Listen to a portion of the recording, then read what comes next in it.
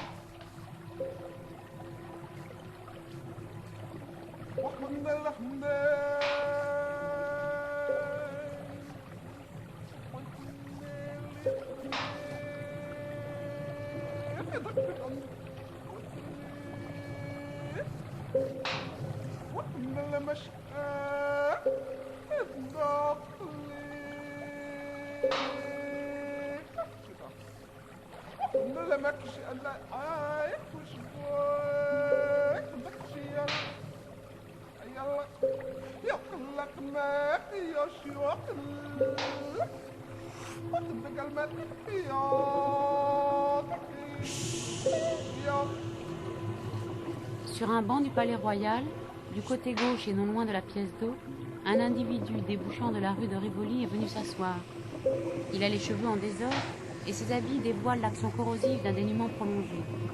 Il a creusé un trou dans le sol avec un morceau de bois pointu et a rempli de terre le creux de sa main. Il a porté cette nourriture à la bouche et l'a rejetée avec précipitation.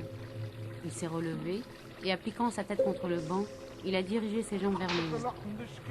Mais comme cette situation funambulesque est en dehors des lois de la pesanteur qui régissent le centre de gravité, il est retombé lourdement sur la planche, les bras pendants, la casquette lui cachant la moitié de la figure, et les jambes battant le gravier dans une situation d'équilibre instable et de moins en moins rassurante.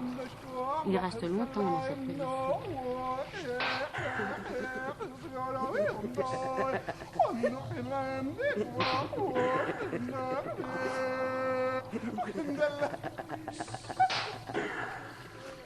Vers l'entrée mitoyenne du nord, à côté de la rotonde qui contient une salle de café, le bras de notre héros est appuyé contre la grille.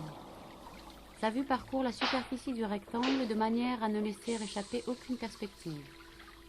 Ses yeux reviennent sur eux-mêmes après l'achèvement de l'investigation et il aperçoit au milieu du jardin un homme qui fait de la gymnastique titubante avec un banc sur lequel il s'efforce de s'affermir, en accomplissant des miracles de force et d'adresse.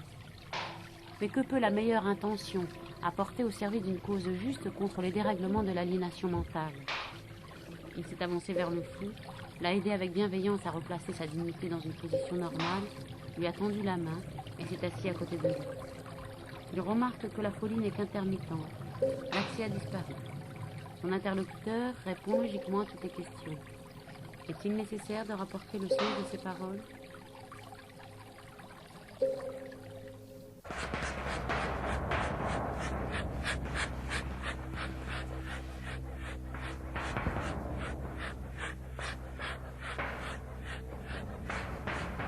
Mon père était un charpentier de la rue de la Verrerie. Que la mort des 3 Marguerites retombe sur sa tête et que le bec du canari lui ronge éternellement l'axe du bulbe oculaire. Quant à moi, l'on dit que je suis fou et j'implore la charité publique. Ce que je sais, c'est que le canari ne chante plus. Maldoror console le fou avec une compassion feinte et essuie ses larmes avec son propre mouchoir. Il l'amène dans un restaurant et ils mangent à la même table.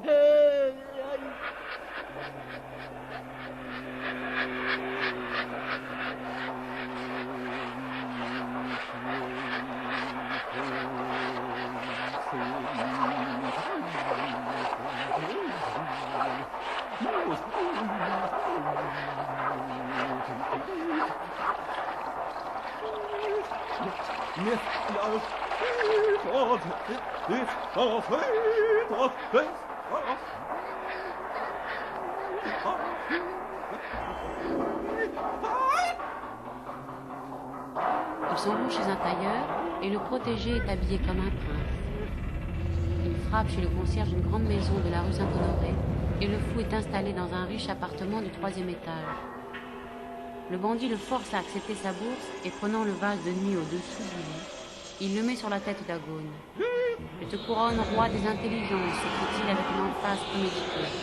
« À ton moindre appel, j'accourrai. Puis à pleine main dans mes coffres. De corps et d'âme, je t'appartiens. La nuit, tu rapporteras la couronne d'albâtre à sa place ordinaire avec la permission de t'en servir. Mais, le jour, dès que l'aurore illuminera les cités, remets-la sur ton front comme le symbole de ta puissance. Les 3 marguerites revivront en moi, sans compter que je serai ta mère.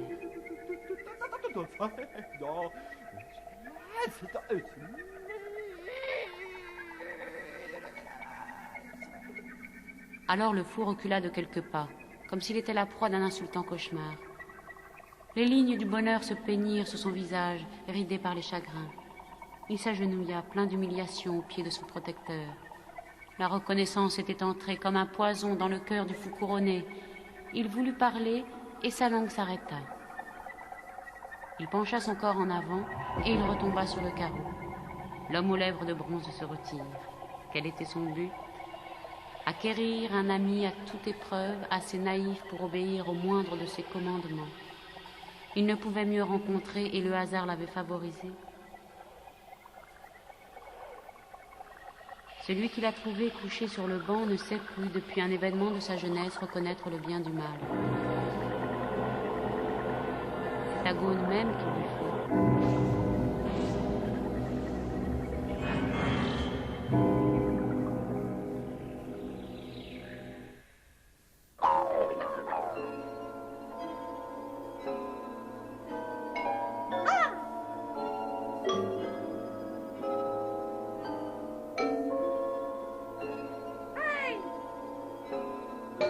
Maldoror, Maldoror, Maldoror, Maldoror. Na!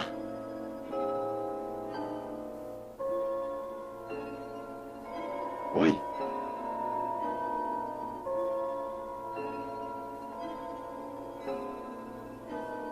Ah oui! Les chants de Maldoror, de Lautréamont.